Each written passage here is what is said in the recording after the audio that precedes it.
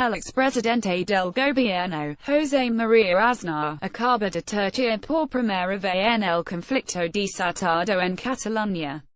En un duro y crítico artículo que acaba de publicar Faes, la Fundación que preside el ex líder del PP, titulado El Precio de la Libertad, Aznar opina que Mariano Rajoy debería tomar ya una decisión ante el conflicto de Catalunya, pero la señala la puerta si no se ve con ánimo para hacerlo o hubiera de reconocer su incapacidad. La convocatoria de elecciones para otorgar a los españoles la posibilidad de decidir que acute gobierno, con que acute propuesta y con que acute apoyo electoral se deberá hacer frente a esta coyuntura crítica para España.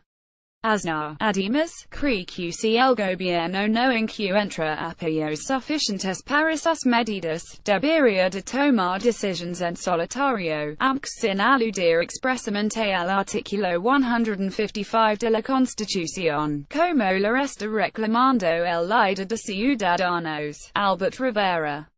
El gobierno debe actuar tal y como la nación necesita que lo haga, buscando cuantos apoyos pueda, pero sin ellos si eso retardará o condicionará el cumplimiento de su mandato constitucional, dice el artículo de Faes. Los acontecimientos en Catalunya producen estupor, por lo que son y por la entidad de la respuesta que han recibido hasta ahora. Un estupor que en muchos catalanes se manifiesta ya en una dramática sensación de abandono institucional. El acaso a la Policía Nacional y a la Guardia Civil, inconcebiblemente eficaz y duradero, no ha hecho más que agravar esa sensación, ante la impunidad de los que saben que si consiguieran desalojar a las fuerzas de seguridad, desalojarían, simbólica y realmente, al propio Estado, rezar el texto. Pero, frente a todo eso, hay una nación española que no desista, que no va a desistir. Y por supuesto la hay también en Catalunya. Una nación que, de nuevo en una hora crítica y ante un inocultable vacío, ha encontrado en la corona su mayor interprete, sensibilidad, aliento para superar esta crisis y fortaleza en la defensa de la unidad y permanencia de España.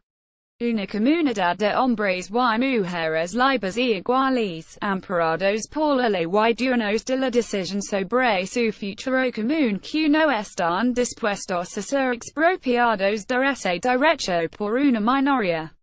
Esa nación integradora, construida sobre la libertad y sobre uno de los ejercicios de diálogo auténtico más profundos, más sinceros y inclusivos y más provechosos que hayan existido en la historia contemporánea, recuperada para la historia por la Constitución, merece ser defendida y convocada con urgencia por sus instituciones para dar continuidad a su media trayectoria. Seguramente, lo que puede hacer solo el gobierno no es suficiente, pero es absolutamente indispensable que lo haga y que lo haga el primero, porque sus responsabilidades no son transferables y porque es con ellas con lo que se debe abrir el paso a todo lo demás.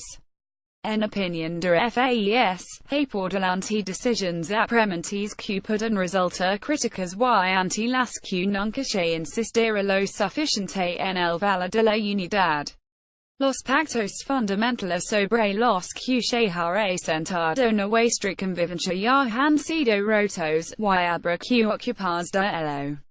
Pero ahora urge enfrentar no un simple desafío, sino un ataque frontal a la ley, a la democracia y a los derechos de nuestros conciudadanos. A España, en suma. Un ataque que está en curso y que no ha perdido posiciones desde que se inició.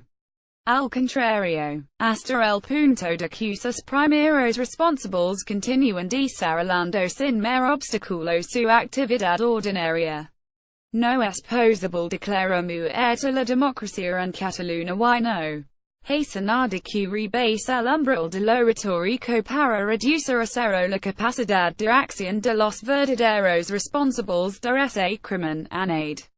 Por ello, Aznar cree que el gobierno debe emplear todos los instrumentos constitucionales que en virtud de las medidas parlamentarias actuales no solo están a su disposición sino que tiene la inexcusable obligación de utilizar y de hacerlo inteligente y eficazmente. Su mayoría parlamentaria recuerdo es suficiente para activar toda la potencia política prevista para la defensa de la Constitución. No se puede pretender hallar y excusa aceptable alguna para continuar en la inacción, ni ampararse en cálculos de oportunidad, eficacia o coste. Todas esas cautela's desaparecen cuando se comprende la magnitud de la amenaza.